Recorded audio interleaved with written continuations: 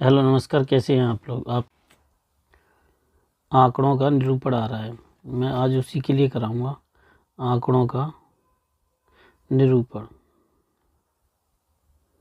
देखिए, ये बहुत बेसिक से एडवांस लेवल की क्लास है, आपको समझ में आ जाएगी। अब देखिए, सबसे पहले जब हम आंकड़ों का निरूपण निकालें या आंकड़ों को सॉल्व करें डीआई को, तो हमें कुछ बेसिक चीज़ें पता होनी चाहिए। अगर आपको वो चीज़ें नहीं पता हैं तो आप समझ लीजिए फिर नहीं कर सकते। सबसे पहले आपको परसेंटेज, जैसे मैंने कहा 3/8 है, इसको परसेंटेज में कन्वर्ट करना है, change to percentage. But how, तो मैंने बताया था कि जब परसेंटेज में चेंज करते हैं तो मल्टीप्लाई करते हैं 100 का, और जब रिमूव कर रहे होते हैं परसेंटेज के लिए तो 100 का डिवाइड करते हैं, ठीक है, भाग दे देते हैं।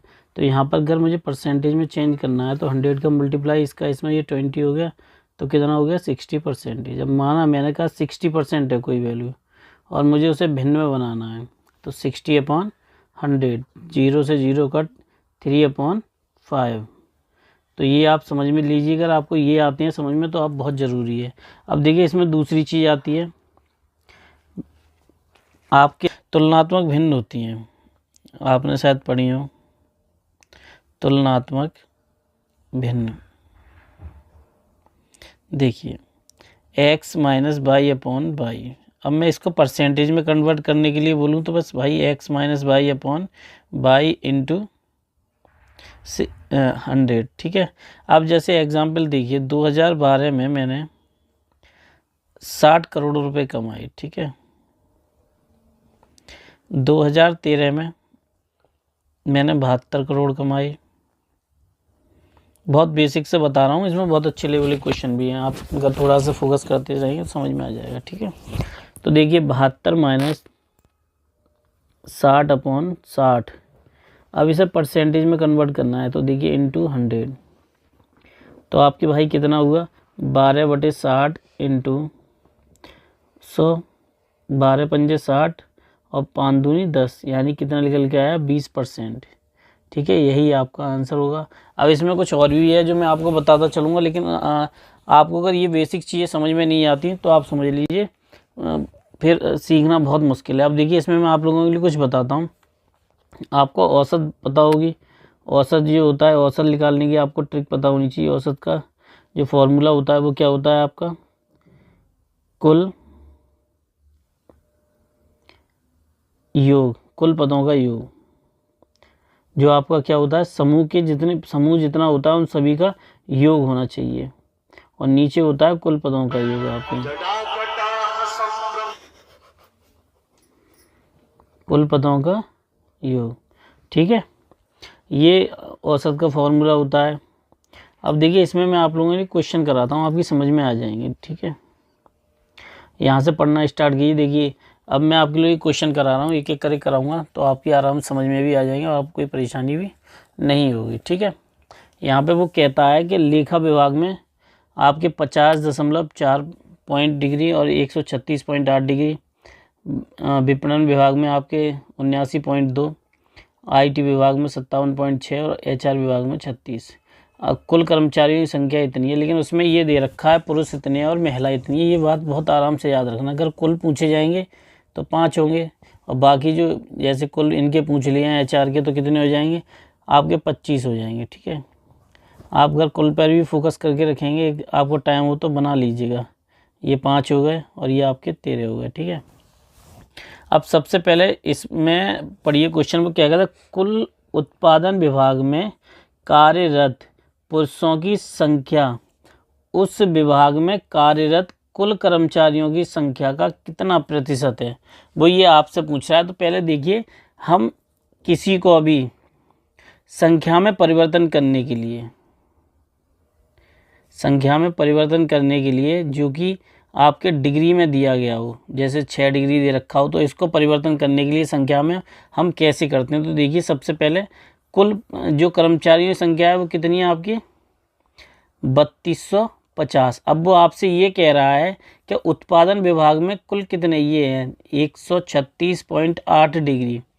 तो देखिए, इसको आपको कन्वर्ट करना है कुल संख्या में, तो कैसे कन्वर्ट करेंगे, तो देखिए 32 50 गुणा, समझ लीजिए जो डिग्री होती है वो ऊपर लिखी जाती है, वह समझ लीजिए। आपकी जो भी वैल्यू होगी वो ऊपर और नीचे 360 का भाग, तो 136.8 डिग्री अपॉन 136 360, इससे इसको काट दीजिए और फिर ऐसे ही काट लीजिएगा। इनका आंसर निकल के आएगा 1235 आपका। ठीक है, ये आपका निकल के आ गया। तो इसमें क्या हुआ, आपको क्या पता चल गई कि उत्पादन विभाग में पहले आपको संख्या पता चल गई, कर्मचारियों की संख्या कितनी है भाई, इतनी। ठीक है, अब वो ये पूछ रहा है उसमें कार्यरत जो संख्या है वो कितनी है। ठीक है, तो देखिए सबसे पहले यहाँ पे आ जाइए आप लोग कि कितनी है, 1235 हो गई। अब इसमें वो ये पूछ रहा है कि कुल पुरुषों की संख्या, तो भाई ये रहे पुरुष, और टोटल कितने हैं आपके 5। तो देखिए कुल निकाल लीजिए, यहाँ पे आपको पुरुषों की संख्या निकालनी है, तो पुरुषों की संख्या तो भाई कैसे निकालेंगे, 1235 गुणा 4, क्योंकि 4 पुरुष हैं, टोटल कितने हैं 5। इसको इससे काट दीजिए, 5 दूनी 10, 5 चौक 20, 5 सत्ते 35, इनका गुणा कर लीजिए, 988 हो गया। ठीक है, 988 ये निकल आए। अब आप आराम से निकाल सकते हैं प्रतिशत, तो भाई ये हो गया, बस कहानी खत्म, प्रतिशत फाइंड कर दो।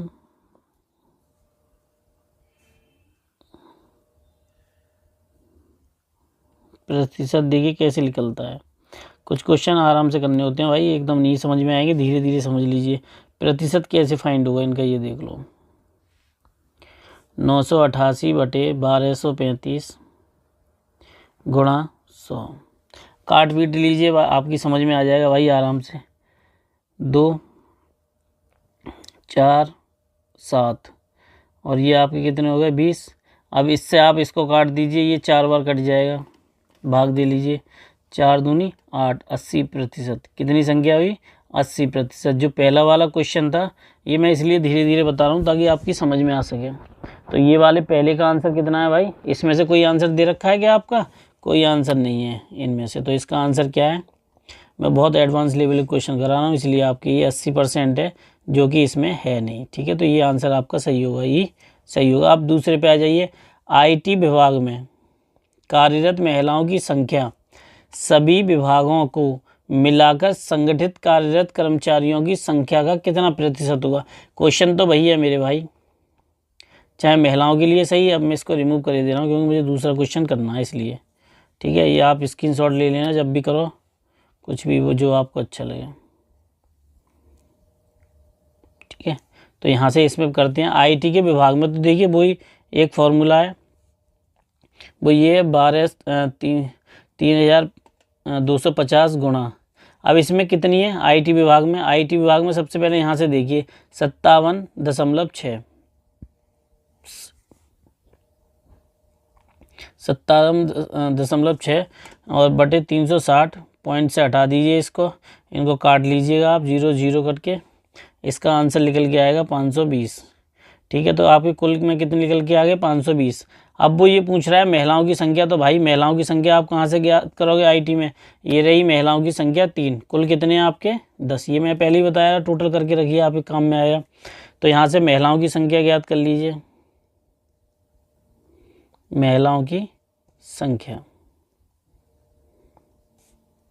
तो देखिए महिलाओं की संख्या ये रही कुल 520 गुणा 3/10, 0 से 0 काट दिए, 3 दूनी 6, 3 15, 156। कितने हो गए भाई 156। अब ये पूछ रहे हैं, ये क्वेश्चन यहाँ से थोड़ा सा अलग हो जाता है, संगठित मिलाकर कार्यरत कर्मचारियों की संख्या, जो कर्मचारियों की संख्या है वो आपकी कितनी है 3250। ये बात आपकी समझ में आनी चाहिए, वरना क्वेश्चन यहीं गलत हो जाएगा। 156 बटे 3250 बटे 100 गुणा 100, सॉरी 0 0 काट दीजिए, 3 6 5 और 2, आप काट लीजिए, इनको काटा पीटी कर लीजिएगा, तो आपका निकल के आएगा 4.8%। ठीक है, यही आपका आंसर है। ठीक है, अब चलिए नेक्स्ट क्वेश्चन करते हैं। देखिए अब हम कराते हैं आपके लिए औसत वाले क्वेश्चन। जो मैंने बताया था औसत जो होते हैं आप कैसे निकालते हैं, जो आंकड़ों का योग होता है, आंकड़ों का योग बटे पदों की संख्या, आंकड़ों का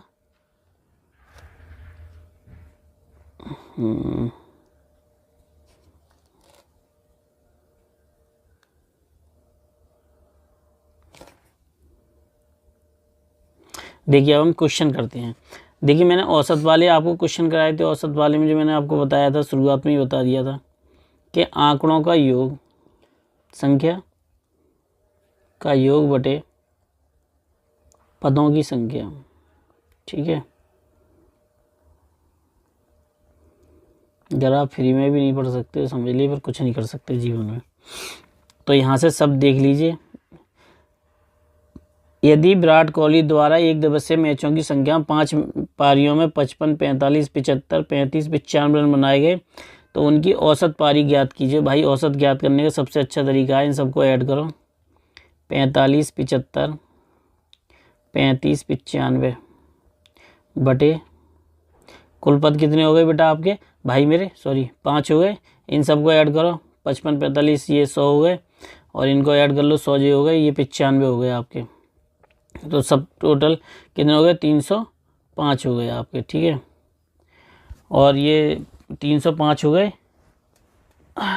305, 110 ये हो गए, 110 और 100 210 और 95 305 हो गए बटे 5, 6 61। कितना आया इसका योग, 61 आ गया। अब चलिए हम नेक्स्ट क्वेश्चन पे चलते हैं। और अगर क्वेश्चन करते रहोगे तो उनकी प्रैक्टिस होगी, अगर नहीं करोगे तो भाई फिर तो कुछ होना ही नहीं है, फिर तो जो अच्छा लगे वो करते रहो। अगला क्वेश्चन भी औसत पे है। 2011 से 14 में बेची गई किताबों की औसत संख्या ज्ञात कीजिए। 11 में इतनी बेची गई हैं, 12 में 1250, 13 में 1390, 2014 में 1500 बेची गई हैं। तो देखिए इन सब किताबों का जो औसत है वो ये है। ठीक है,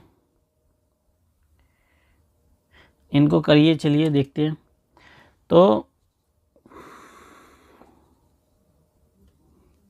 देखिए इन सबको ऐड कर लीजिए, यहाँ तक कितनी हो गई, 0 0 0 और 4 और 5 2 5, 52 20। तो ये सब कितनी हो गई, 52 20, 52 40, सॉरी 52 40। अब ये 4 हैं, 4 से भाग दीजिए, 13 13 चौक 52, 13 और 4 एकम 4, यानी कितना निकल के आया, 13 10। अगला क्वेश्चन करते हैं हम इसी में का। देखिए आंकड़ों का निरूपण जो है ज़्यादा क्वेश्चन नहीं है, बस ये बेसिक क्वेश्चन है जो औसत पर डिपेंड होते हैं, इसलिए ज़्यादा आपको वो होशियार या चालाक बनने की ज़रूरत नहीं है। बस जो आंसर है उन पर करने पर बस फोकस करिएगा। बाकी तो भाई आप सब लोग हाई ब्रिलियंट, तो कुछ मेरे समझाने ना समझाने से कोई फ़र्क है नहीं। तो चलिए हम करते हैं इस क्वेश्चन को। ये थोड़ा सा समझने वाली बात है। वो ये कहता है कि 2011 से 13 के बीच औसत ज्ञात कीजिए। 2011 से और 13 के बीच का औसत ज्ञात कीजिए। मैंने फिर बता दिया आंकड़ों के निरूपण में ज़्यादा कुछ है नहीं, औसत टाइप के क्वेश्चन पूछे जाते हैं, वो मैं आपको करा रहा हूँ ज़्यादा। बाकी आप प्रैक्टिस करते रहिए, जो जिस टाइप के क्वेश्चन आते हैं वो मैं आपको करा। XYZ बैंक के भिन्न भिन्न वर्षों में आय तथा व्यय की सारणी ज्ञात कीजिए। वो ये कह रहा है आय और व्यय की सारणी ज्ञात कीजिएगा। अब वो ये कह रहा है 2011 से 13 तक का औसत ज्ञात पूछना है। 2011 से 13 के बीच का औसत ज्ञात करना है। तो कैसे ज्ञात होगा ये देख लीजिए भाई मेरे। सबसे पहले तो आप ये निकाल लीजिए, 2011 में 52 है, फिर 60 है और 72 है। ये क्लियर बात हो गई। तो देखिए 52 प्लस 60 प्लस 72 बटे 3। तो देखिए ये 4 और 7 12 12 और 60 184, 184 बटे 3 आप निकाल लीजिए। आपके कितने निकले, 61, 3 6 18, 4 एकम 4.33 करोड़ रुपए। ठीक है, ये करोड़ों में पूछा गया था। तो चलिए हम, यार दिमाग खराब हो जाता वीडियो बना दो ना। चलिए हम क्वेश्चन देखते हैं। इस तरीके के क्वेश्चन अक्सर एग्जाम में पूछे जाते हैं और पार्ट भी बनते हैं। वो ये पूछ रहा है 2012 में पिछले वर्ष से कंपनी के लाभ में कितने प्रतिशत की वृद्धि हुई है। देखिए पिछले वर्ष को जानने के लिए सबसे पहले आपको पता होनी चाहिए, ये रहा 2012 और ये रहा 2011, ये रही लाइन। ये देखिए 2011 में आपको 20 करोड़ रुपए का फ़ायदा, 20 करोड़ रुपए की आय थी। ये रहा 2012 आपका, 2012 में ये रहा आपका डाटा, यानी कितने की हुई आपको, 70 करोड़ की 2012 में। 70 करोड़ रुपए का। ठीक है, अब हमें निकालना कैसे है वो देख लीजिए। पिछली वाली को ही हम लेके चलते हैं, 70 माइनस 20/20 इंटू 100। तो देखिए यहाँ पे आपका कितना आया, 50/20 इंटू 100। ठीक है, 0 से 0 कट गए, ये आपके कितने आ गए, 50। इसका इसमें गुणा कर दीजिए 250%। क्या 250 किसी में है आपका एक में इनमें से, ये रहा, डी ऑप्शन आपका करेक्ट है। अब देखिए हम इसमें नेक्स्ट क्वेश्चन देखते हैं। अगर हम कोई भी क्वेश्चन करेंगे नहीं तब तक हमारी समझ में ही नहीं आएगा कि हमने वो क्वेश्चन सही से किया है या नहीं किया है। अब देखिए हर क्वेश्चन की अलग लैंग्वेज हो जाती है, थोड़ा सा आपको समझने होंगे इस तरीके के क्वेश्चन, तभी आप कर पाएंगे। अब वो ये कहता है अगले क्वेश्चन में कि अगले क्वेश्चन में कहता है 2010 में यदि कंपनी की आय 120 करोड़ रुपए है, ठीक है, तो कंपनी का लाभ प्रतिशत कितना था। तो कंपनी का लाभ प्रतिशत कितना था। तो एक बात समझ लीजिए, सबसे पहले उसने एक बात क्लियर कर दी है। क्वेश्चन नंबर है आपका 14वां का आंसर। ठीक है, 2010 में 120 करोड़ रुपए उसके पक्के थे। रेखा चित्र में अब 2000 इसमें देख लो भाई, 2000 इसमें कितने हैं उसके, 2010 में है उसके 30 करोड़ रुपए। ठीक है भाई मेरे, 30 करोड़ रुपए। अब आपको लाभ प्रतिशत वो पूछ रहा है, तो भाई सीधी सी बात है, 120 से 90 करोड़ रुपए की बात है। कितने की बात है भाई, 90। अब वो लाभ प्रतिशत पूछ रहा है आपसे, तो आपको वो तभी पता चलेगा जब आप परसेंटेज उसकी निकालेंगे। यहाँ से इसको निकालिए, कितना है 30, 120/30/90, ये जो निकल के आया ये, ये लिखने में थोड़ी मिस्टेक हो गई। तो इसमें देखिए कितना आपका निकल के आया, वो कहता है कि जो आपके हैं वो कितना है 30 करोड़ रुपए, 30 करोड़, और लाभ कितना निकल के आया उसका 90/00, 0 से 0, 3 3 9, 100/3 तो 33, सही, 1/3 आपके परसेंटेज। ठीक है, अब राउंड फिगर में ये 33 भी करके लिखा हुआ है तो ठीक है, क्योंकि 50 मैं आपको बता दूं, अगर 5 से कोई पॉइंट नीचे होता है तो उसको हम वही मान लेते हैं जो लास्ट का होता है। तो 33 आपका होगा, तो आपका आंसर क्या हुआ, 33। ठीक है, आपका सी आंसर है इसका। अब देखिए हम अगले क्वेश्चन पे आते हैं इसकी, और मैं आप लोगों को ये बताऊं कि आंकड़े थोड़े से आपको आराम से समझ लोगे, 1-2 बार तो समझ में आया। जो आंकड़े निरूपण में हैं आपके, जो सिलेबस में दे रखे हैं वही पढ़ा रहा हूँ, इसके सिवा कुछ और नहीं पढ़ा रहा हूँ। अगला क्वेश्चन पढ़ते हैं, बिल्कुल सेम वही क्वेश्चन है, बस थोड़ा समझ लीजिए। 2011 में 90 करोड़ है, तो लाभ प्रतिशत कितना होगा भाई, 2011 ले लो। 2011 में भाई माने कह दी 90 करोड़ मेरे हैं 2011 में। अब यहाँ देख लेते हैं 2011 और ये रहा 20, कितना है मेरे भाई 20, इनका कितना निकल के आया 70। तो 20/70 गुणा 0, इससे काट दीजिए, और आपका हो गया भाई 200 वैसे तो मुझे उम्मीद है आपको परसेंटेज आती होगी सादा वाली, लेकिन नहीं आती है तो फिर भी आप एक बार देख लीजिएगा। 28.57 आप इसको 29 भी लिख सकते हैं, क्योंकि ये राउंड फिगर में 5 के अगर ऊपर 5 आ जाता है तो समझ लीजिए अगला नंबर यहाँ बढ़ा दिया जाता है। 29 हो गया, 29%, क्योंकि इसमें दे रखा है परसेंटेज इस तरह। और ये मैं आपको अच्छे लेवल की DI करा रहा हूँ, शायद कोई कराए। तो चलिए मैं आप लोगों से मिलता हूँ अगली क्लास में। इसी का DI का अगला जो टॉपिक है आंकड़ों से संबंधित, उसी पे दंड वाला शायद टॉपिक है आपका, डेटा सारणी लेकर है, तो वो मैं आपके लिए कल कराता हूँ। नमस्कार, धन्यवाद। अच्छी चल रही होगी। आज मैं आप लोगों के लिए लेकर आया हूँ आपके दंड चार्ट, यानी कि दंड आरेख आपका। ठीक है, और इसी से संबंधित मैं आपके लिए प्रश्न करा रहा हूँ। और एक बात समझ लीजिए, ये बेसिक टू एडवांस लेवल की क्लासेस होती हैं। मैंने आपको पहले ही बताया, आपके जो सिलेबस में जितना भी कुछ दे रखा है उसी के अकॉर्डिंग मैं करा रहा हूँ। तो देखिए सबसे पहले हम पढ़ते हैं, और देखिए जो क्वेश्चन है ये आपके दंड चार्ट का, ये यहाँ दंड आरेख का है। तो इसमें आपको सबसे पहले ये है कि ग्राफ समझ में आना चाहिए। अगर आपकी समझ में ग्राफ नहीं आ रहा है तो थोड़ी सी परेशानी हो सकती है फिर आपके लिए, तो वही मैं आप लोगों के लिए करा रहा हूँ। तो देखिए सबसे पहले कुल परिवार के, पहले यहाँ से स्टार्ट करते हैं। कुल परिवार के औसत से कम अंश वाले परिवारों का संख्या औसत की संख्या से क्या अनुपात है। ठीक है, पहले तो सबसे बड़ी बात यह है कि औसत आपको पता होना चाहिए, परिवारों का औसत क्या है, परिवार का औसत। ठीक है, परिवार का जो औसत है वो पता होना चाहिए। तो देखिए यहाँ पे सबसे पहले परिवारों का औसत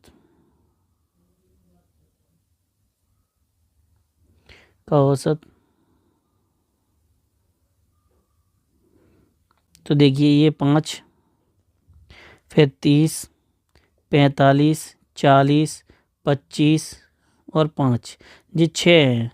कुल इनकी संख्या कितनी है मेरे भाई, 6 संख्या है इनकी। ठीक है, आपको पता होगी संख्या कितनी है इनकी, 6। तो देखिए अब हम इसको करते हैं, तो 5 प्लस 30 प्लस 45 प्लस 40, पहले तो औसत निकाला जाएगा, उसके बाद ही इसमें से पता चला कि औसत से कम कितने लोग हैं, और ये 6 हो गए। ठीक है, देखिए इसमें जोड़ दीजिए, ये हो गए 50, 50 80, 80 और ये हो गए आपके 30 और ये 80 हो गए, 80 120 150, आपके कितने हो गए टोटल 150। 6 दूनी 12 और 6 पंजे 30, 25 लिख ले, यानी इनका औसत कितना निकला भाई 25। अब वो ये पूछ रहा है औसत से कम, तो 25 से जितने परिवार कम है, तो सबसे पहली बात ये है कि देखिए मैक्सिमम जो है वो आपकी कितना है, यहाँ पे ये रहा आपका, ये निकल के आया है 25, यानी 25 से जितने कम है, तो ये परिवार है 5, 5 ही ये हैं, तो कितने हैं सब टोटल, औसत से कम। यहाँ पे आप समझ लीजिए औसत से कम, औसत से कम, तो भाई कैसे हैं वो, 10 हैं, 5 और 5 मैंने बता दिया, 5 ये हैं भाई और 5 ये हैं, कितने हो गए 10। अब इनको देखिए, अब वो ये कह रहा है कि इसमें क्या पूछा है, का अनुपात ज्ञात कीजिए। भाई क्या पूछ रहा है आपसे, अनुपात ज्ञात कीजिए। तो अनुपात के लिए सीधी सी बात है, 10/25, 5 दूनी 10, 5 25, 5/2/5, ये आपका आंसर हो गया पहले वाले का। 2/5 कहीं आ रहा है भाई, 2/5 आपका ये रहा, सी वाला ऑप्शन। ठीक है, अब देखिए हम इसमें अगला क्वेश्चन करते हैं, इसका सेकंड वाला पार्ट, ये भी बिल्कुल सेम है। देखिए वो बाकी तो आप अपने आप लगाया कीजिए। ठीक है, फर्स्ट वाले का आंसर मैंने बता दिया, अब सेकंड वाले की ओर बढ़ते हैं। वो ये कहता है सेकंड वाला आपका, 4 से ज़्यादा सदस्यों वाले परिवारों का प्रतिशत क्या है, 4 से ज़्यादा सदस्यों वाले परिवारों का औसत क्या है, जो 4 से ज़्यादा हैं उनका औसत क्या है। तो देखिए जो 4 सदस्य हैं उनसे ज़्यादा वालों का औसत क्या है और कुल परिवारों की संख्या कितनी है। तो इसका सबसे बढ़िया तरीका ये है कि देखिए 4 से ऊपर ये 5 है तुम्हारे, 25 है। ठीक है, वो ज़्यादा पूछ नहीं रहा है, औसत 4 सदस्यों से ज़्यादा वाले, यानी 4 जो सदस्य हैं उनसे ज़्यादा वालों की संख्या पूछ रहा है। तो देखिए परिवारों की संख्या, 4 सदस्यों से ज़्यादा वाले परिवारों की संख्या काउंट कर लीजिए, आपकी औसत कितनी निकल के आई थी, 25 पे भाई मेरे। ठीक है, अब देखिए इसमें वो ये पूछ रहा है अगला कि कुल परिवारों की संख्या कितनी थी भाई मेरे, कुल परिवारों की संख्या कितनी थी जो निकाली थी हमने, 150। मैंने पिछले वाले क्वेश्चन में बता दिया था, ये सेकंड क्वेश्चन है। तो अब देखिए आप परसेंटेज कैसे निकालते हैं, मैंने आप लोगों के लिए पहले ही बताई थी। अब ये रहा, ये देखिए 5 और ये 5, ये एक 5 है, इनका औसत निकालना है समय खाली, तो कितने हो गए 30। तो आपके कितने हो गए 30/150, 0 से 0 कट कर दीजिए। देखिए 5 हो गए, 5 दूनी 10, 20 हो गए, कितना परसेंट हो गया 20%। तो 20% आपका कहाँ है भाई, बी में। ठीक है, चलिए हम इसमें अगला क्वेश्चन करते हैं इसी में।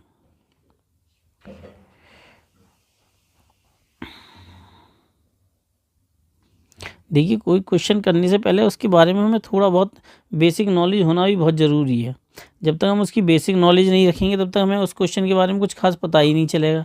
देखिए हम दंड को सही से समझेंगे तो हमारी समझ में आएंगे, बाकी हम समझ लेंगे नहीं तो समझ में नहीं आएंगे। वो इसमें कोई बड़ी बात तो नहीं है। अब वो ये कहता है, ये देखिए इनका सबका दे रखा है, अप्रैल 500, बिक्री जो लाख में हुई है, फिर 4 लाख में हुई है, और जून में आपके 8 लाख में हुई है, फिर 10 लाख में हुई है। सॉरी, ये ऐसे करके आप देखते रहिए तो इसमें आपको सब समझ में आ जाएगा। तो वो ये कहते हैं, देखिए क्वेश्चन में ये कह रहा है कि किस अवधि में बिक्री में समान वृद्धि हुई है। जो 1 से R1 हो उसमें वो पूछ रहा है कि समान वृद्धि किस में हुई है, जिसमें एक समान वृद्धि हुई हो, यानी कोई डिफरेंस नहीं आया हो।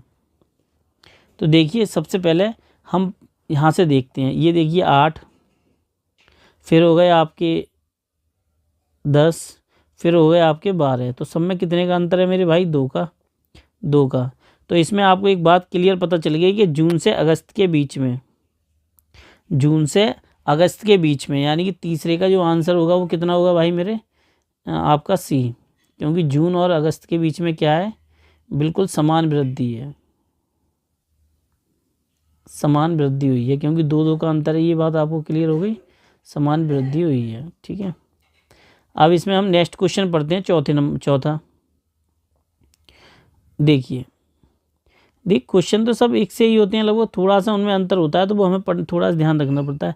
अब वो ये कह रहा है कि निम्नलिखित में महीनों में से किस महीने में पिछले महीने की अपेक्षा बिक्री सबसे अधिक हुई है, यानी कि पिछले महीने की अपेक्षा सबसे अधिक बिक्री हुई है, वो ये पूछ रहा है। तो हम सबसे पहले देखिए कोई भी निकाल लीजिए जिसमें एक औसतन पता चलता रहे हमें। तो एक बात समझ लीजिए, आपका क्या नहीं हो सकता भाई? ये नहीं हो सकते, क्योंकि वृद्धि की बात है। यहाँ 500 थे, यहाँ पे भाई 400 रह गए। ठीक है, तो ये दोनों तो कैंसिल हो गए। ये बात आपको डाटा एनालिसिस में समझ में आनी चाहिए, कि डाटा देखते ही समझ में आ जानी चाहिए कुछ चीज़ें। अब रह गया आपके पास जून। अब चौथे नंबर का क्वेश्चन है, देखिए जून। जून आप, अब जो जून है वो आप देख लीजिए। अब जून में जो आपकी वृद्धि हुई है, जो जून में बिक्री हुई है वो कितनी हुई है? 800। उससे पहले वाले में कितनी हुई थी? 400। तो टोटल कितना बचा? 400 आपके पास। ठीक है, 400 लाख रुपए। ठीक है, वो तो बाद की बात है। अब पढ़ते हैं हम जून के बाद जुलाई। तो भाई जुलाई में देख लीजिए, जुलाई में आपकी 1000 हुई है और जून में आपकी 800 हुई है। जुलाई में भाई आपकी 1000 हुई है और जून में आपकी हुई है 800। ये वृद्धि तब पता चलती है, अब अगले महीने को निकालते हैं हम, यानी कि इससे जब ऊपर बढ़ते जाएंगे तो हमें पता चलता जाएगा। अगर कोई नीचे की ओर आ गया तो समझ लीजिए उस महीने को काउंट नहीं करेंगे हम। तो कितना हुआ? 100। अगला हम पढ़ते हैं अगस्त, 100 लाख रुपए। अगस्त लेते हैं। अगस्त में आपके देखिए भाई 1200 और पिछले महीने में हुई है 1000। तो कितने का अंतर हुए? 200 का। अब वो ये पूछ रहा है कि सबसे अधिक बिक्री किस में हुई है। सबसे अधिक बिक्री किस में हुई है भाई? एक बात समझ लीजिए, यहाँ से ये डाटा क्लियर हो गया। सबसे अधिक किस में हुई है भाई? आपके जून में। ये आप डाटा देखते ही पता कर लोगे, लेकिन इसके लिए आपको थोड़ी सी प्रैक्टिस करनी होगी। अब चलिए हम 5वें क्वेश्चन की ओर बढ़ते हैं। इसी में भाई करना ना करना आपके ऊपर है, मैं तो आपको प्रैक्टिस करा रहा हूँ। ये प्रैक्टिस ही मानिए, बेसिक से ही करा रहा हूँ, बाकी तो आपको सब कुछ समझ नहीं होगा। ठीक है, आप स्क्रीनशॉट लेकर भी इनसे थोड़ा सीख सकते हैं, प्रैक्टिस कर सकते हैं। कंपनी का औसत मासिक बिक्री क्या है? कंपनी की औसत मासिक बिक्री क्या है भाई? इसमें कोई बहुत बड़ी बात नहीं है, बस ये डाटा लीजिए यहाँ से और औसत निकाल दीजिए, काउंट कर लीजिए।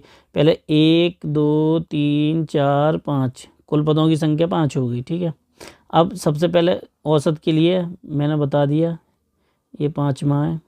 जो लोग फ्री नहीं पढ़ना चाहते, मेरी समझ में नहीं आती, वो क्या करेंगे? औसत 500 प्लस 400 प्लस आपके 800 प्लस 1000 प्लस 1200 बटे 5, जोड़ दीजिए भाई। ये दोनों हो गए 2000 और ये हो गया आपके 900, 1900 और ये हो गया आपके 3900।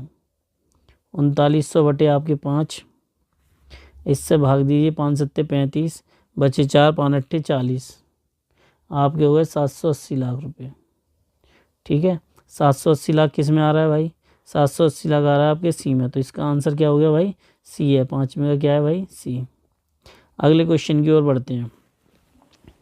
भाई मैं तो आपको पहले ही बता चुका हूँ कि आप नहीं पढ़ोगे तो आपकी माने नहीं पढ़ना है, तो भाई मैं तो फ्री पढ़ा ही रहा हूँ। मई से अगस्त में हुई बिक्री कितनी गुनी है? छठा क्वेश्चन क्या कह रहा है? मई से अगस्त में हुई कितनी गुनी वाली बात आ गई। तो भाई देखिए, मई में पहले सबसे पहले आपको पता होना चाहिए कितना है भाई, उसके बाद ही आप कुछ कर पाएंगे। छठा क्वेश्चन, ठीक है, मई में आपका कितना है? 400। मई में कितना है 400 लाख, और फिर है अगस्त में आपके, ठीक है भाई मेरे, अगस्त में आपका कितना है 1200।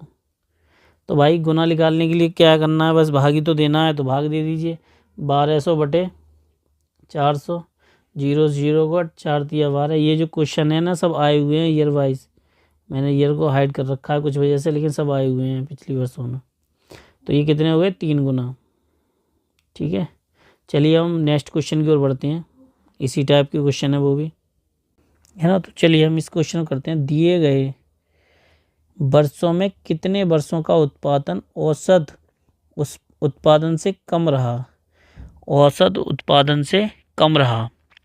तो देखिए औसत उत्पादन तब निकलेगा जब हमारे पास सब टोटल वैल्यू होगी। तो छठे का छठा कर रहे हैं हम लोग। तो इसमें देखिए सबसे पहले औसत के लिए मैंने बताया था कि देखिए औसत बहुत इंपॉर्टेंट चीज़ है। कुल पदों कुल समूहों का योग यानी कुल संख्याओं का योग बटे कुल पदों का योग, ये होता है 40 45 20। ये देखिए ये वाले नंबर 40 45 20 70 80 45 30 है ना, ठीक है। 45 20 आपके 70 80 45 और 30, ठीक है, बटे आपके टोटल पद कितने हो गए 7, ठीक है भाई। अब ये जो टोटल पद हो गए, अब देखिए मैं जैसे मैं ऐड करता हूँ वैसे तो मैं आपको बता ही रहा हूँ। ये 90 हो गए, 90 मैंने लिख लिए, ठीक है। और ये 90 और 170 हो गए। मैं तो ऐसे ही करके ऐड करता जाता था, जो जीरो वाले नंबर होते थे वो वैसे करके 45 दूनी 90 ऐसे करके आप ऐड कर लीजिए। ये हो जाएंगे आपके 310 बटे 7। तो आपके कितने हो गए भाई 7 चौक 28, बचे आपके 70 70 49, 1.4 हज़ार टन, ठीक है, क्योंकि 1000 टन में बात है। तो ये जो राउंड फिगर है ये तो कहीं है ही नहीं इसमें, औसत से कम उत्पादन। तो आप एक बात समझ लीजिए, वो जो पूछ रहा है हमको वही बताना है, औसत से कम उत्पादन। अब देखिए आपका जी औसत निकल के आ गया 47। तो 47 से कम जितनी संख्याएं हों उनको काउंट करना स्टार्ट कर दीजिए, है ना। 47 से जो कम है उनको सीधे सीधे काउंट करेंगे तो आपको पता चल जाएगी। तो देखिए ये रहे ऊपर वाले, आपके पास 7 संख्याएं हैं। तो अब टोटल कितनी बची 1 2 3 4 और 5, जो 47 से कम है। 47 से कम कितनी है भाई 5। तो आपका आंसर इसमें कितना है भाई सी का 5, यानी कि छठे का सी। अब अगला क्वेश्चन देखिए, अगला क्वेश्चन भी बहुत इजी है, आप समझेंगे तो। किस वर्ष में उत्पादन सबसे ज़्यादा कमी या सबसे अधिक बढ़ोतरी हुई है। तो भाई जिसमें सबसे कम या सबसे ज़्यादा की बात है तो भाई एक बात समझ लीजिए, मैं आपको यहाँ बता दूँ।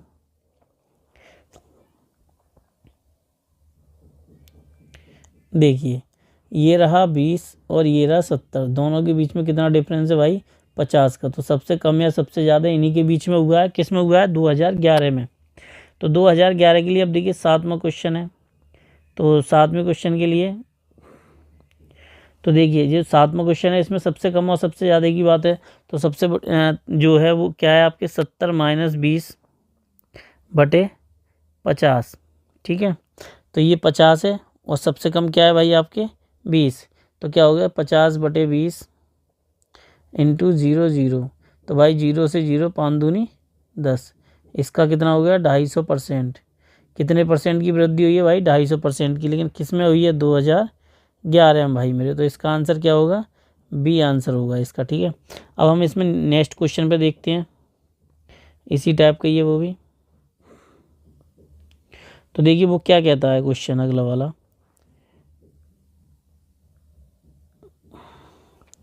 2009 का उत्पादन 2012 के उत्पादन का कितना प्रतिशत रहा है। बहुत इजी क्वेश्चन है, इसमें इतना ज़्यादा टेंशन लेने की कोई बात ही नहीं है। 8वां क्वेश्चन क्या कह रहा है आपसे, बस वो ये पूछ रहा है कि 2009 का बता दीजिए आप। 2009 में आपके पास कितना था 2009 में था 45 और 2012 में आपके पास 80। बस आपको यही बताना है। तो देखिए 8वें का जो है 45। तो देखिए 45 आपका 2009 में, बाकी 80 इंटू 0। तो ये 9 हो गए, जो है 16, 4 5 25, 25 निम्मा 225 बटे 4, 4 पंजे 20, 4 छिंग 24, 2 4 दूनी 8, 5 25 56.25। तो आपका कौन सा आंसर सही होगा मेरे भाई 56.25 आपको दिख रहा है साफ साफ। ये रहा। अब हम नेक्स्ट क्वेश्चन में बढ़ते हैं जो इसी का ही हिस्सा है। मैं आपको इसीलिए सब क्वेश्चन बता रहा हूँ ताकि आप ज़्यादा से ज़्यादा उनके कर सकें, ठीक है। जितने डायरेक्ट क्वेश्चन हो सकते हैं ज़्यादा से ज़्यादा वो मैं आपके लिए करा रहा हूँ। अब देखिए वो नवे में क्या कहता है, 2009 से 2012 के उत्पादन 2013 से 2014 के बीच का आसन्नित उत्पादन प्रतिशत कितना रहा है। तो भाई 2009 से 2012 का निकालिए पहले, उसके बाद अगला निकालिए। क्वेश्चन थोड़ा सा लेंथी है, बस आपको समझने में थोड़ी दिक्कत हो सकती है। तो सबसे पहले 2009 से 2012 के बीच में औसत निकाल लीजिए। समझ लीजिए इस टाइप के क्वेश्चन अक्सर एग्जाम में देखने को मिलते हैं और हम छोड़ाते हैं। बहुत अच्छे लेवल का क्वेश्चन है ये। तो 2009 से औसत निकालिए आप इसका। 2009 से आप कितना निकालेंगे, देखिए 45, 20, 70 और 80। ये रहा आपके 2012 तक का डाटा, ठीक है। ये रहा आपके यहाँ से 2009 से ये रहा। तो अब ये कितने हो गए आपके, 4 हो गए। तो इनको सबको जोड़ लीजिए, 70, 90, 90 और 70, 225, यानी कि ये हो गए 215 आपके बटे 4। वो 4 चौक 16, 53.75 भाग दीजिए, आपको निकल के आ जाएगा, ठीक है। अब 2013 से 2014 के बीच में, तो देखिए मैं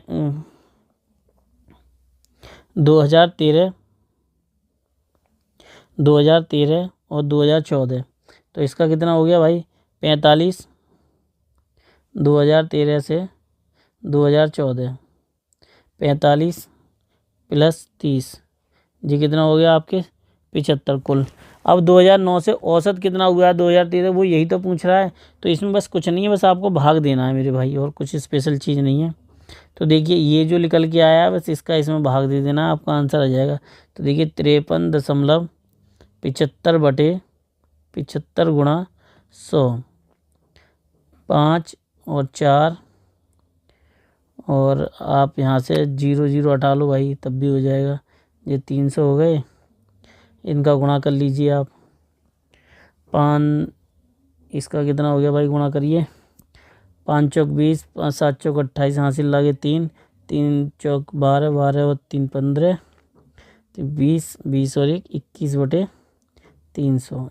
0 0 काट दी 7, आपके निकल के आया लगभग 71.66। तो आप लगभग 72 मान लीजिए लमसम में, ठीक है। 71, लेकिन इसमें जो दे रखी है वैल्यू वो आपकी 71 है, ठीक है। जो आपकी वैल्यू दे रखी है वो कितनी है भाई, 71 है। तो आपका आंसर कितना हुआ 71। एक और गुणा और चेक कर लेना, वैसे 71 ही आ रहा है, 71%। अब देखिए 10वां क्वेश्चन क्या कहता है, ये तो बहुत ईजी है, शायद मुझे ज़रूरत है इसे ज़्यादा समझाने की ज़रूरत भी नहीं है। वो क्या कह रहा है कि 2012 का उत्पादन दिए गए वर्षों का औसत उत्पादन का आसन्नितः कितना है। भाई आप औसत तो आप लोगों ने निकाल ही लिया था, फिर मुझे उसमें कुछ बताने की ज़रूरत ही नहीं थी, औसत आपका ऊपर ही आ गया था। तो औसत आपका जो निकल के आया था, सबसे यही तो बात है खासियत कि जो आप अगर पीछे डाटा रखेंगे तो आपको हर चीज़ समझ में आ जाएगी। आपका औसत जो निकल के आया था वो कितना निकल के आया है, 47 जो पहला क्वेश्चन था 6 नंबर का जो मैंने निकाला था, 47.14 ये निकल के आया था। अब वो ये कह रहा है कि इस 2012 का, तो 2012 में भाई 80 है आपका, ठीक है। तो बस इसमें क्या करना है आपको, बस भाग देना है। वो कैसे, देखो 80 बटे 47.14 इंटू 100। तो भाई ये काटा पीटी आप लोग कर लीजिएगा, इसका आंसर लगभग आ जाएगा 169.7। तो इसका डाटा आपके पास निकल के आया लगभग 170 के आसपास इसका आंसर आएगा। तो देखिए शायद 170 ये दे रहा है आपका आंसर, कुछ गुणा भाग करते रहिए भाई, ये रहा, ठीक है। मैंने आपको करा दिए जितने क्वेश्चन थे इसमें के डीआई के। तो कल इसका जो अगला मतलब आपके डीआई में अगला क्वेश्चन जो आ रहे हैं उसमें मैं आपको कराऊंगा। फिर लगभग इनके 100 क्वेश्चनों की प्रैक्टिस सेट लेके आऊँगा, लगभग 2.5 से 3 घंटे की है वो। और डीआई की सभी टाइप की एक मास्टर वीडियो बना के दे दूँगा, जिससे कि आपको पढ़ने में कोई परेशानी ना हो। और चलिए मैं आप लोगों से मिलता हूँ, और बस पढ़ाई करते रहिए। नमस्कार, धन्यवाद। आज आपके लिए लेकर आया हूँ, देखिए पाई चार्ट या ब्रेथ चार्ट। ये एक ही बात है और एक ही चैप्टर है, ठीक है। थोड़ा सा कुछ लोग कह रहे थे सर छोटा दिख रहा है, चलो आज बड़ा ले रहा हूँ थोड़ा सा। तो वृत्त चार्ट या पाई चार्ट, तो देखिए परसेंटेज को कैसे कोण में कन्वर्ट करना है और कोण को परसेंट कैसे बनाना है, ये दोनों चीज़ें आपको आनी चाहिए। अगर ये दोनों चीज़ें आपको आ जाएंगी तभी आप समझ पाएंगे कि हमें इसे सॉल्व कैसे करना है। ठीक है, सबसे पहले मैं आपको पहले वाला बताता हूँ, ये वाला। ठीक है, तो देखिए जैसे मैंने कहा कि कोई 3% है, इसको कोण में बदलना है, तो कैसे बदलेंगे, ज़्यादा बड़ा हो गया भाई। ठीक है, तो ऐसा बदलेंगे कैसे, तो भाई देखिए सीधी सी बात समझ लीजिए, 360/100, 0 से 0 का 3.6, ये जो आया आपकी वैल्यू निकल के आई डिग्री में, आप समझ लीजिए आपके पास कोई वैल्यू परसेंटेज में हो, अगर कोण में कन्वर्ट करनी है बस आपको मल्टीप्लाई करना है। कैसे, ये देखो 3.6 × 3, तो 36 दूनी 72, 36 दिया 108, कितना हो गया 108 पॉइंट है, तो पॉइंट लग जाएगा 10.8 डिग्री। ठीक है, ये आपका क्या आ गया, कोण आ गया। अब मैं ये कहूँ कि मुझे 5 दशमलव का कोण बनाना है, तब कैसे बनाऊंगा भाई, 3.6 × 5 कितना हो जाएगा 180, 0, तो ये 18 डिग्री निकल के आ गया आपका। ठीक है, आपको ये बात समझ में आ गई होगी। अब दूसरा तरीका देख लीजिए आप। अब आपको मान लीजिए किसी को कोण में बदलना है, तो कैसे बदलेंगे, ये वाले को, जैसे मैंने बताया कोण को परसेंटेज में बदलना है। मैंने कहा 360 है जी, 360 को 360 डिग्री है, इसको परसेंट में कन्वर्ट करना है, ये कितने परसेंट है। ठीक है, तो कैसे करेंगे वो देख लीजिए। सबसे बड़े कोण और कुल, पूरा वृत्त जो कोण होता है उसके लिए कुल वाले कुल कितने को बताया, 360 × 100 भाई। ये बात सादा तरीके से बता रहा हूँ, इसलिए जब थोड़ा कन्फ्यूज मत होना। 36/360, पूरा सर्किल 360 का होता है, × 100, 36 एकम 36 10, तो भाई कितने परसेंट हो गए आपके 10%, यानी कि 10% की हिस्सेदारी है इसकी पूरे गोले में। बाकी जो कुछ है वो 90 है और 10% कोई भी चीज़ है। अब फिर समझ लीजिए, मैंने कहा कि 18 आपका कोण है, इसको परसेंट में कन्वर्ट करना है, कैसे करेंगे भाई, तो देखिए कैसे करते हैं। 18/360 × 100, 18 दूनी 36, 0 से 0 और 5 2 पंजे 10, यानी कि 5% है। ठीक है, अब हम चलिए क्वेश्चन करते हैं। और आपको मैंने पहले बताया ये चीज़ें आपको आना बेहद ज़रूरी है, जो बेसिक तरीके से करा रहा हूँ। अब मैं आपको बताता हूँ, पिछली वाली जो क्लास थी मेरी, शायद डंड चार्ट थी, उस पर भी एक लड़का आया और गाली देने लगा, मुझे बहुत गुस्सा आई। फिर मैंने इसके बाद वीडियो नहीं बनाई। फिर मैंने सोचा 1-2 गधे हैं, उनके चक्कर में क्या छोड़ूँ मैं इससे कुछ लोगों का तो भला होगा, चलो भला ही सही। तो चलिए हम क्वेश्चन करते हैं। कुछ लोग कहते छोटा सा दिखाई नहीं देता है, वी विल ट्राई, वैसे कोशिश कर रहा हूँ मैं। चलिए ठीक है, हाँ अब सही है, अब तो सबको दिखाई देगा। थोड़ा बहुत छोटे करता हूँ, 20-16 कर लेता हूँ। अब देखिए, पे सी पसंद करने वाले विद्यार्थियों की संख्या डी पसंद करने वाले विद्यार्थियों की संख्या का लगभग कितना प्रतिशत है। बड़ा ही आसान तरीके से सवाल है, आपकी समझ में आ जाएगा। देखिए कैसे है, मैं आपको बताता चल रहा हूँ। देखिए पहले बात तो आप ये समझ लीजिए, सी को पसंद करने वाले लोग कितने हैं, सीधी सी बात है। सी को पसंद करने वाले भाई कितने लोग हैं, 14.4 डिग्री। तो यहाँ पहले वाले का ही आंसर लिख रहा हूँ मैं, 14.4, ठीक है भाई, डिग्री। दूसरा डी, तो डी आपका कितना है, 122.4, 122.4 डिग्री इंटू 100, ठीक है। पॉइंट से पॉइंट हटा देंगे, कोई दिक्कत तो नहीं। अब 2 से काट दीजिए, 72 हो गया, और ये आपके हो गए 612। फिर काट दीजिए, 36/306 इंटू 100 है। मैं बहुत आसान तरीके से 18, 1 3, सही है। अब ये हो गया 180, गुणा करोगे 1800/153, ठीक है, भाग दो, ये 15 एकम 15, फिर आपके कितने बचे लगभग 23 27, 15 एकम 15, 11.765%, ठीक है। अब आपको मैंने बताया था कि जब 0.5 हो तो अगले में एक नंबर ऐड हो जाता है, तो ये जो 7 है यहाँ पे एक नंबर बढ़ जाएगा, कितना हो जाएगा, लगभग 12%। कितना हो गया, लगभग 12%। तो आपका ये वाला आंसर सही है। अब हम इसी में देखिए अगला क्वेश्चन करते हैं। और इसको रिमूव कर दे रहा हूँ मैं, आप लोग स्क्रीनशॉट लेके रख लेना, ठीक है। अगला क्वेश्चन आप लोग पढ़िएगा।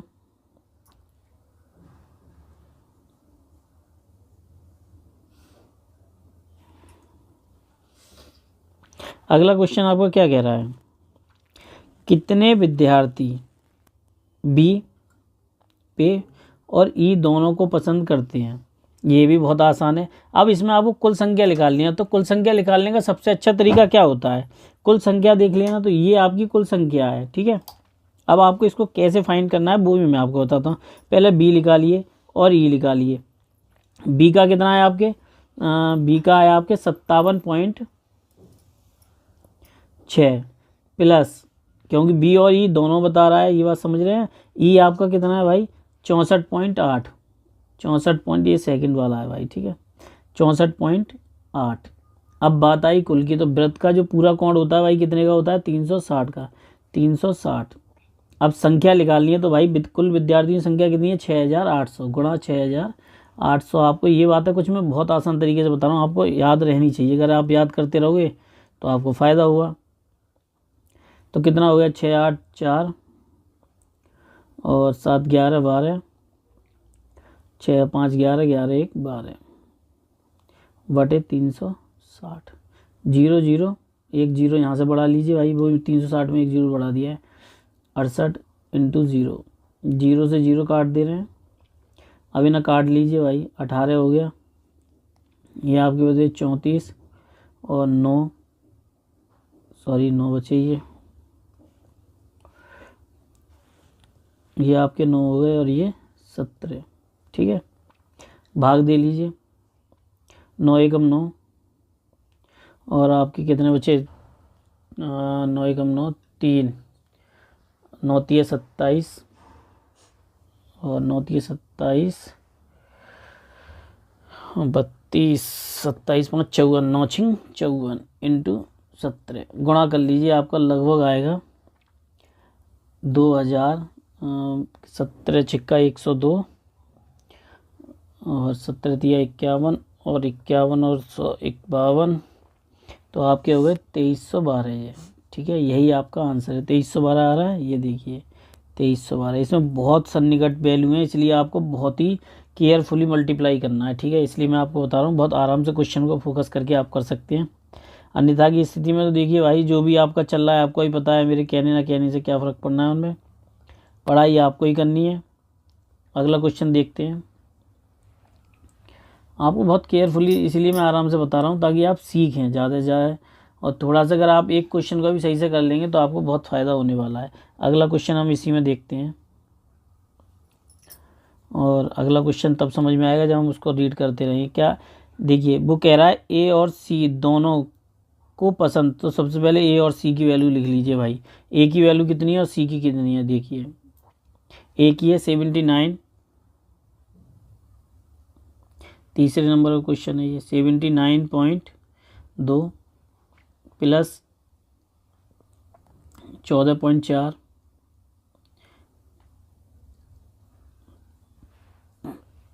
अब कुल संख्या, वो ये कह रहा है कुल संख्या डी और ई की वैल्यू निकाल लीजिए कितनी है भाई आपकी।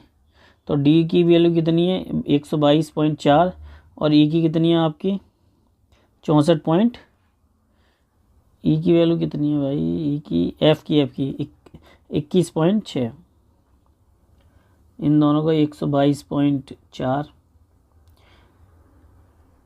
प्लस 21.6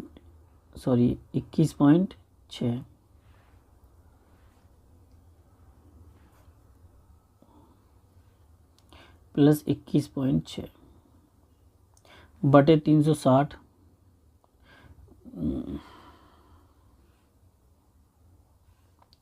गुणा 6800, ठीक है। ये 6800 हो गए। अब आप इनको घटा इनको जोड़ लीजिए, ये आपके हो गए 93.6 और माइनस लगभग लमसम में 144 ले लीजिए इन्हें, बटे 360 इंटू 6800, इनका गुणा कर लीजिए, आपका आंसर आएगा 952, ठीक है। काट भाग सब्ट्रैक्ट कर लीजिए, क्योंकि ये पॉइंट में वैल्यू आएगी तो लमसम में हम वही ले लेते हैं, ठीक है। 952, तो आपका देखिए 952 इसमें दे रखा है। जब वैल्यू बहुत निकट हो तो हमें बहुत केयरफुली आंसर उनका सॉल्व करना पड़ता है, वरना हमें परेशानी हो जाएगी इसमें। अब देखिए अगला क्वेश्चन हम पढ़ते हैं, जो मैंने सबसे पहले आपको बताया था। वो क्या कह रहा है, ई और एफ दोनों को पसंद करने वाले, ई और एफ दोनों की वैल्यू पसंद करनी है। अब पूछ रहा है कितने प्रतिशत है, कुल का कितने प्रतिशत है। तो भाई एक ही तरीका है इनका, पहले ई और एफ की वैल्यू देखो कितनी है। क्वेश्चन नंबर चौथे में वो कह रहा है ई और एफ की वैल्यू कितनी है, ठीक है। तो ई कितना है आपका 64.8 प्लस 64.8 और एफ का कितना 21.6/360 इंटू 100। 0 से 0 कट कर दीजिए, इन दोनों को ऐड कर लीजिए। 4 8 6 और 8 14, 4 5 6 और 2 3 आपके कितने हो गए 8/360। यहाँ से पॉइंट हटा के एक 0 और बढ़ा लीजिए, 10 बचे। 0 से 0 काट दीजिए, इनको काट दीजिए, कितने हो गए भाई 4 3 2/36, 18 बचे। और आपके 2 16/9, तो 3 7 21, 3 दूनी 6/3, 3 8 24। भाई 24% निकल के आ गया आपका, ठीक है। 24% इसमें देखो कहाँ है, 24% आपका ये रहा, यानी कि आंसर कौन सा डी सही है आपका, ठीक है। इसका आंसर डी आपका बिल्कुल सही है। अगला क्वेश्चन वो कह रहा है एफ और ए को पसंद करने वाले बीच अनुपात ज्ञात कीजिए। बड़ा ही अच्छा क्वेश्चन है, वो आपसे अनुपात पूछ रहा है। तो अनुपात ज्ञात करने के लिए आपको पता है कि सिर्फ वैल्यू लिखी जाएगी और कुछ भी नहीं होगा। तो सबसे पहले आप एफ़ की वैल्यू लिखिए। एफ़ की कितनी है आपकी, मैं यहीं कराई दे रहा हूँ, देखो क्वेश्चन नंबर 5 है।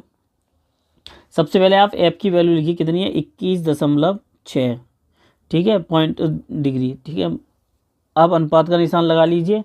आपसे दूसरा कौन सा है उसका, ये रहा ए का 79.2। तो देखिए पॉइंट से पॉइंट कट कर दीजिए।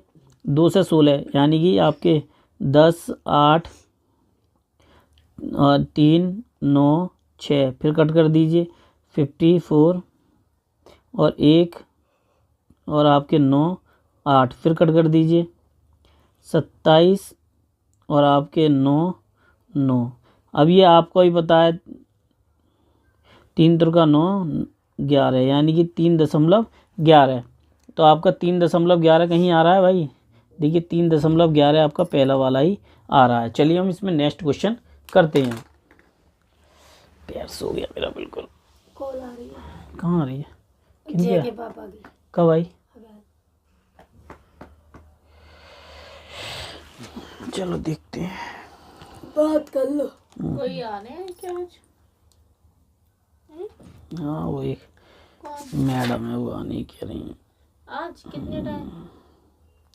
अब जाओ टाइम आएंगी भाई, देखना तो पड़ेगा। अरे फिर भी टाइम कंफर्म वो तो हो आसपास 2:30 बजे के आसपास।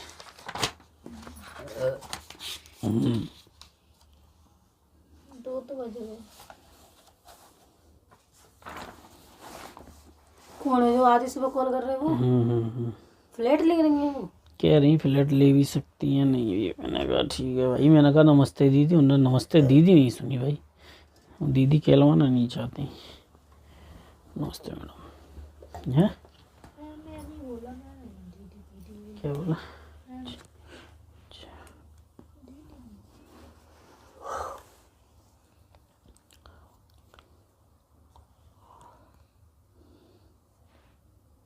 चलिए हम क्वेश्चन देखते हैं।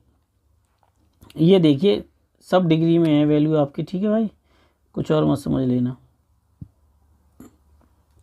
अब पहला क्वेश्चन देखिए, विद्यालय में व्यय किए गए समय का प्रतिशत ज्ञात कीजिए। विद्यालय में, तो विद्यालय भाई कितना है आपका 105। ये बात आपको समझ में आ गई। अब वो ये कह रहा है परसेंटेज। भाई मैंने आपको पहले ही बता चुका हूँ, परसेंटेज निकालने का एक ही तरीका होता है, कोण बटे 360 गुणा 100। समझ रहे हो आप, कोण बटे 360 गुणा 100। तो आप एक बात समझ लीजिए, विद्यालय की बात आ गई तो विद्यालय का कितना है भाई रेशियो 105। पहला क्वेश्चन करा रहा हूँ, ठीक है। 105 बटे 360 इंटू 0 0, 0 से 0 काट दीजिए। अब इसको काट लीजिए आप, आपको खुद पता चल जाएगी लगभग कितना होगा।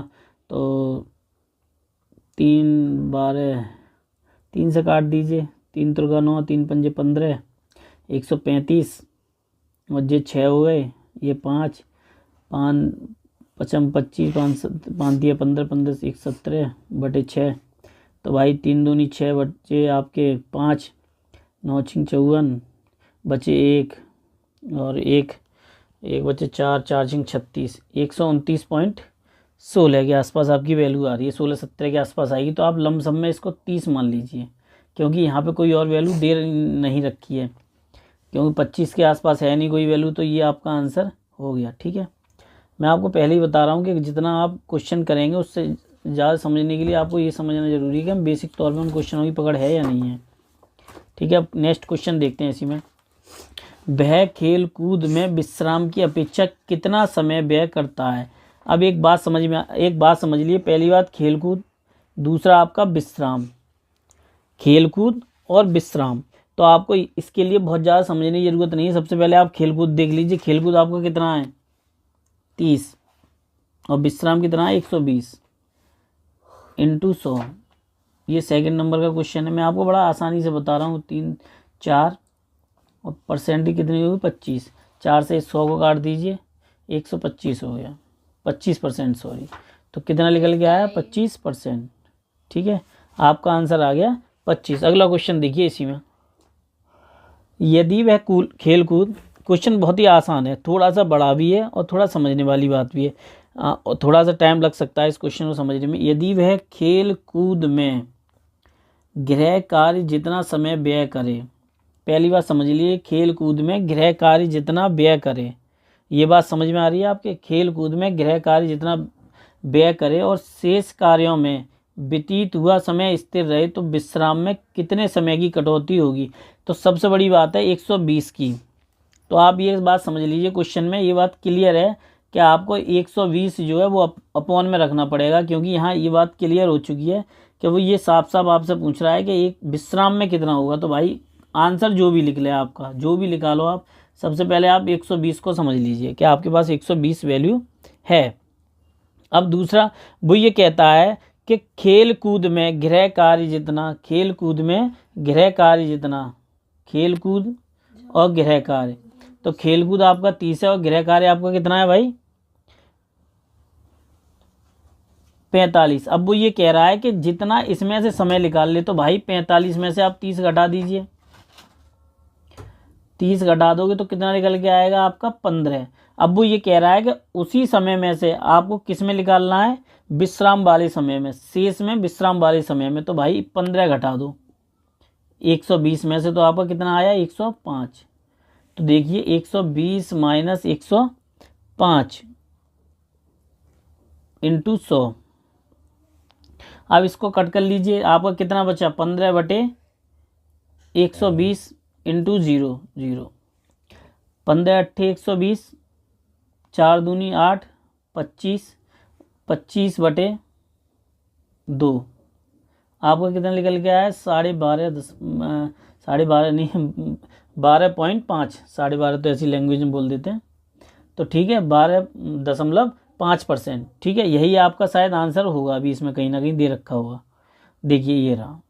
जब आंसरों में नज़दीकी हो बहुत ज़्यादा, तो हमें बहुत केयरफुली तरीके से क्वेश्चन को सॉल्व करना चाहिए। ऐसे हम आंखें बंद करके क्वेश्चन सॉल्व नहीं कर सकते। ठीक है, अगला नेक्स्ट क्वेश्चन नंबर 4। विद्यालय व गृह कार्य में व्यतीत हुए घंटों में, तो घंटे में भाई एक दिन में 24 घंटे होते हैं, ये बात क्लियर समझ लीजिए।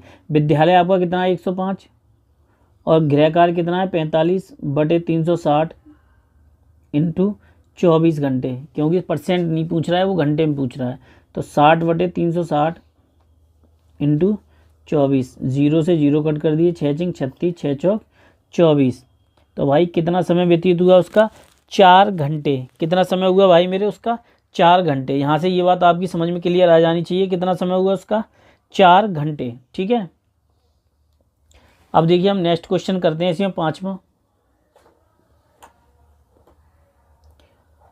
भाई थोड़ा सा फोकस करके काम किया करें घर पे अपने, तो ज़्यादा अच्छा प्रैक्टिस करते हैं। 5वां क्वेश्चन, 5वें क्वेश्चन वो आपसे क्या कहता है, यदि वह गृह कार्य का समय 1/3 गणित पर व्यय करे तब शेष कार्यों पर खर्च होने वाले समय की गणना बताइए आप। तो भाई एक बात सीधी सी बात है, यहाँ गृह कार्य की बात है, सीधी बात है, मैं ज़्यादा समझाता नहीं हूँ इस मामले में। गृह कार्य 45 है और ये 360 है, बात ख़त्म हो गई। और घंटे की बात चल रही है भाई, तो घंटे का मतलब हो गया 24, तो 45 आप कर दीजिए, 9 पंजे 45, 9 चौक 36, ये हो गए बेटा 8 आपके भाई, और 8 तिया 24, 3 निकल के आए। अब वो कहता है 1/3 व्यय करना है, 3 से 3 कट गए, 1 घंटा बचा। खर्च पर होने वाले समय का व्यय कीजिए, गणना बताइए। तो भाई उसका समय तो 3 घंटे खर्च हुआ था, 1 घंटे ये कम हो गया, तो उसका कितना बचा, 3 - 1 बराबर 2 घंटे। तो आपके पास कितना आंसर निकल के आया, 2 घंटे। ठीक है, अगला क्वेश्चन। अब भाई मैं आप लोगों को कुछ बताना चाहता हूँ, देखो मेहनत करोगे तो ही नंबर मिलेंगे, नंबर मिलेंगे। नंबर कहानी बनाने से नहीं मिलते, 4 से 5 नंबर के क्वेश्चन आते हैं। किसी में उठा के देख लिया आपने, पीईटी का दिया था, पेट का एग्ज़ाम, पीईटी में भी आपको एक बात बताओगी, 4 से 5 क्वेश्चन इसके आए थे, किसी में 5, किसी में ऐसे करके। और ये शिफ्टिंग वाइज तो आपको पता होगा कम से कम 5 क्वेश्चन आपको डेटा से देखने को मिलते हैं।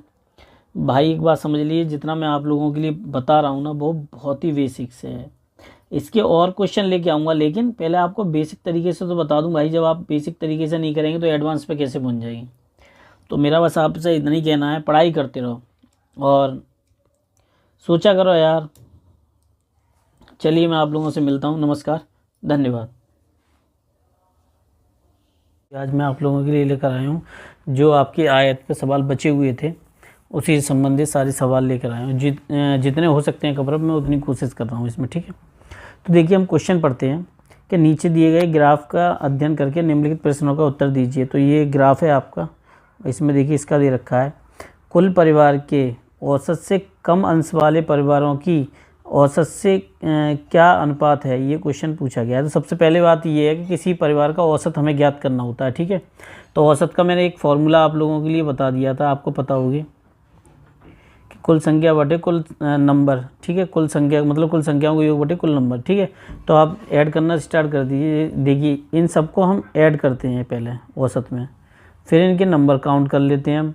जैसे 6 नंबर हैं, 6 नंबर तक, तो इन सबको ऐड करिए, 5 + 30 + 45 + 40 + 25 + 5 बटे 6। ठीक है, ये पहले प्रश्न का आंसर मैं आप लोगों के लिए करा रहा हूँ। और देखिए मैंने पहले ही आप लोगों से कहा था, आपके मैथ का बेसिक काम कराना है और एडवांस लेवल का कराना मेरा काम है, मैं कराऊंगा ज़रूर, है ना, वही मैं आपके लिए करा भी रहा हूँ। तो इन सबको ऐड करिए, कितना हो गया आप देखिए, 5 25 30 30 40 30 40 70 70 और 70 30 100 100 और ये तुम्हारे हो गए 150 150 बटे 6 6 25 छिक्का 150, यानी कि 25 हो गए। ठीक है, कितने नंबर लिख ले, 25। अब वो ये कह रहा है, देखिए मैं आपको आगे कराऊँ, उसमें आगे उसने लाइन क्या दे रखी है, वो लाइन पढ़िए पहले। वो ये कह रहा है साफ साफ कि औसत से कम अंश वाले, औसत से कम अंश वाले, पहले उनको देखिए औसत से कम अंश वाले कितने हैं। आपका औसत कितना है, 25 25 से सबसे कम वाले तो 5 5 हैं, 5 और 5, औसत से कम वाले कितने हो गए मेरे भाई, 10। ठीक है, यानी 5 और 5 को हमने जोड़ के 10 बना दिया। ठीक है, अब टोटल क्या है, वो कह रहा है कुल का अनुपात क्या होगा औसत से।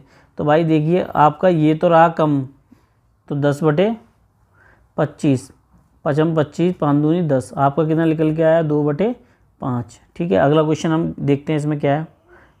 अगला क्वेश्चन कहता है 4 से ज़्यादा परिवार वाले, ये क्वेश्चन चलो इरेज करते हैं। इसका आंसर कितना आ गया आपका, 2 बटे 5। ठीक है, अब हम नेक्स्ट क्वेश्चन करते हैं इसी में।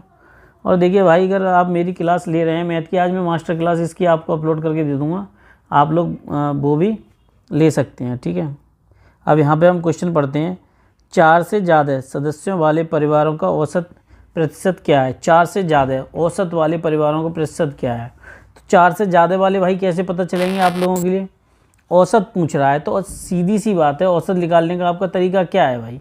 आप 25 है, 25 आपका ये रहा, 5 आपके ये रहे। ठीक है, वो 4 से ज़्यादा वाला वो साफ साफ कह रहा है, 4 से ज़्यादा वाला ये रहा, 25 आपके 5, तो इनको ऐड कर लीजिए, 25 + 5 ठीक है, ये क्वेश्चन नंबर दूसरा करा रहा हूँ मैं आप लोगों के लिए। अब कुल परिवारों की संख्या, तो कुल कितने निकल के आए थे भाई आपके, मैंने पहले ही क्वेश्चन बता दिया। इसकी ये खासियत है, आपको पिछला भी याद होना चाहिए। कुल कितने थे, 150 परिवार। अब ये दोनों जोड़ के कितने हो जाएंगे भाई आपके 30। पर प्रतिशत निकालने का क्या तरीका है, 30 ये होगा 150, मैंने बता दिया। आप मेरी शुरुआत की क्लास देखिए, आपको सब कुछ समझ में आ जाएगा। ठीक है, 15 दूनी 30, 5 दूनी 10, कितना हो गया मेरे भाई 20%। ठीक है, आपका आंसर कितना हो गया 20%। अब चलिए नेक्स्ट क्वेश्चन करते हैं हम। चलिए हम क्वेश्चन देखते हैं, आपकी समझ में आ जाएगा। ये क्वेश्चन बहुत ही आसान है, बढ़िया लेवल क्वेश्चन है। ठीक है, वो ये कहता है किस अवधि में बिक्री एक समान वृद्धि हुई है, किस अवधि में बिक्री की वृद्धि एक समान हुई है, यानी कि कोई चेंजेस नहीं आए हों, बिल्कुल भी नहीं। तो देखिए, सबसे पहले आपके यहाँ पर 500 थे, ठीक है, फिर यहाँ पर रह गए आपके 400, तो भाई कम हो गए कोई ना, और यहाँ से फिर 1 2 3 4 ये बढ़ गए, तो ये बिक्री ये तो बिल्कुल बेकार होगी। अब यहाँ से देखिए, 2 यहाँ पर 2 यहाँ पर, तो एक समान वृद्धि हुई है। वो ये पूछ रहा है एक समान वृद्धि किस में हुई है, तो आपको पता चल गई जून से लेकर अगस्त में एक समान वृद्धि हुई है। जून से लेकर अगस्त में आपकी एक समान वृद्धि हुई है। ये क्वेश्चन हो गया आपका तीसरा। क्वेश्चन नंबर चौथा हम करते हैं, किस महीने में महीनों में से किस महीने में पिछले महीने की अपेक्षा बिक्री अधिक हुई है, पिछले महीने की अपेक्षा बिक्री अधिक हुई है। तो भाई ऐसे क्वेश्चनों को समझने के लिए सीधी सी बात है, एक बात समझ लीजिए, इसमें वेरिएशन ज़्यादा हो, वो मई और किस में है, जून में। सबसे ज़्यादा अंतर किस में है आपके, मई और जून में है। यहीं से आंसर आ जाएगा। आप बिना सॉल्व करे भी इसको टिक लगा सकते हैं। आधे से ज़्यादा लोग इसको सॉल्व करने बताते हैं, मैं आपको बिना सॉल्व करे ये बता रहा हूँ कि आप कैसे इसको कर सकते हैं। तो आप एक बात समझ लीजिए, यहाँ से क्लियर आपको एक बात पता चल जाएगी। देखिए, यहाँ पर आपके 400 थे और यहाँ पर हो गए आपके 800, तो भाई 400 का अंतर आ गया। किसमें सबसे ज़्यादा बिक्री हुई है, जून में आपकी। आंसर कौन सा होगा इसका, जून। नो सॉल्व करने की ज़रूरत ही नहीं, डायरेक्ट आंसर आ गया। और आप सॉल्व करेंगे तो सिर्फ समय ख़राब करेंगे ऐसे क्वेश्चन पे। अगला क्वेश्चन हम देखते हैं इसी में। अगला क्वेश्चन कहता है कंपनी का औसत बिक्री क्या हुई। औसत का एक ही मतलब होता है भाई, सब संख्याओं का जोड़ लेना। औसत का क्या मतलब होता है, क्वेश्चन नंबर 5 का करते हैं हम। क्वेश्चन 5वां, औसत क्या हुआ, देखिए इसका 500 है। औसत का मतलब होता है सब संख्याओं को जोड़ लेना। ठीक है, 400 प्लस 800 प्लस 1000, देखिए ये 1000 ऐसे है ना, 1000। फिर ये देखिए आपके 1200। ठीक है, 1000 प्लस 1200 बटे आपके कितने नंबर हैं, 5। इन सबको ऐड करिए, 500 900, 900 और 800 2000, 2000 और 900 आपके हो गए 2900, 2900 और 1000 3900। 3900 बटे 5, 5 का भाग दिए, 5 सत्ते 35 और आपके 9 4 बचे, 5 अट्ठे 40। कितने हो गए आपके 780। देखिए 780 आ रहा है कहीं पर, 780 लाख, ये आंसर हो गया। अगला क्वेश्चन, मई से बिक्री की अपेक्षा अगस्त में बिक्री का क्या है। बस एक सीधी सी बात है, मई और अगस्त का निकाल दीजिए। ऐसे क्वेश्चन को सॉल्व करेंगे, आपका टाइम बचेगा। और दूसरी बात ये है, मैं अगर आपके लिए ये क्वेश्चन करा रहा हूँ तो इसका आपको फ़ायदा बताता हूँ क्या है। ऐसे क्वेश्चन सिर्फ आपके एग्ज़ाम में होंगे ही। आप पीईटी का एग्ज़ाम दे के आ चुके हैं, मुझे नई बात इसमें बताने की कोई ज़रूरत है नहीं। अब वो क्या कह रहा है, क्वेश्चन नंबर 6 में साफ साफ कह रहा है मई और अगस्त का अपेक्षा कितना गुना है। तो मई का आप बता दीजिए कितना है, मई का 400 है आपका और अगस्त का आपका 1200 है। ठीक है, तो इसका क्या आप इसको कैसे सॉल्व करेंगे, छठे वाले को 1200 बटे 400, 4 तिया 12, कितने गुना हो गया भाई, 3 गुना हो गया। इसका आंसर बताइए 3 गुना कहाँ पे, ये रहा 3 गुना। ये क्वेश्चन सॉल्व हो गए। मैं आपको आप अगर मेरी शुरुआत से वीडियो देखेंगे तो हर चीज़ समझ में आएगी। ये वीडियो थोड़ी छोटी रहेगी क्योंकि इसमें ज़्यादा क्वेश्चन इस टाइप के हैं नहीं, और आप पीईटी दे के आ चुके हैं, आपको पता होगा 5 नंबर के क्वेश्चन यहीं से आते ही आते हैं। चलिए हम इसमें अगले टाइप के क्वेश्चन करते हैं। क्वेश्चन नंबर 11वां, देखिए इसमें क्या है कि मैंने क्वेश्चन अलग अलग तरीके से उठाए हैं ताकि आपको ज़्यादा से ज़्यादा ये समझ में आ जाए। अब क्वेश्चन जब हम पढ़ते हैं तो हमको उसके बारे में क्लियर थोड़ा डाटा होना चाहिए। जब हम कोई क्वेश्चन पढ़ेंगे नहीं सही से, हमें पता ही नहीं चलेगा अब वो क्या कह रहा है। 2010 का लाभ 10,000 रुपये है। ठीक है, 2011 में कंपनी का कितना लाभ हुआ होगा, वो ये सीधे सीधे पूछ रहा है। बड़ा अच्छा सा सवाल है इसका कि 2011 में उसका लाभ कितना है। ठीक है। 2000 वो आपसे ये पूछ रहा है कि 2010 का लाभ, 2010 का लाभ उसका 25% है, ये लाभ प्रतिशत है, ठीक है। आपके कितना है 25, तो देखिए 25% बराबर 10 लाख, 10,000 सॉरी। तो 1% निकालने के लिए 11वां क्वेश्चन करा रहा हूँ, तो 10/25। अब देखिए 2011 का पूछ रहा है, 2011 कितना है 50, गुणा 50 कर दीजिए, 25 दूनी 50, आपका कितना हो गया 20,000। उसका लाभ कितना हुआ भाई 20,000। क्या आपका 20,000 आंसर है कहीं पे, ये रहा। अगला क्वेश्चन इसमें देखिए, क्वेश्चन मेहनत करते रहिए भाई, ज़्यादा अच्छा है आपका। अगला वो कहता है कि ए कंपनी का 2008 का 21,000 है, तो उस वर्ष कंपनी की कुल आय कितनी होगी। भाई कुल आय टाइप के क्वेश्चन आपको हर एग्जाम में देखने को मिलेंगे, अगर आप थोड़ा सा भी फोकस करके रखेंगे तो। अब एक बात बता दीजिए, उसने ये कहा कि अगला क्वेश्चन है 12वें नंबर का, कि 2008 में उसका 21,000 है, ठीक है। अब 2008 देख लीजिए, 2008 ये रहा और ये रही इसकी परसेंट, 30% हो गई भाई, इंटू 21। अब परसेंट को रिमूव करने का सीधा तरीका है 100 का मल्टीप्लाई बटे, इसको x मान के कर लीजिए, 21 बटे 100 बटे आपका 30, 0 7 या 21, कितना हो गया आपका 70,000। अब वो ये कहता है ये वाला लाभ है, तो ये लाभ इसका तभी तो जुड़ेगा जब इसमें पता चलेगा। तो कितना हो गया, दोनों को जोड़ दीजिए, 21 + 70 91,000, आपका आंसर आ गया, ठीक है यही। अब चलिए हम नेक्स्ट क्वेश्चन करते हैं इसी में।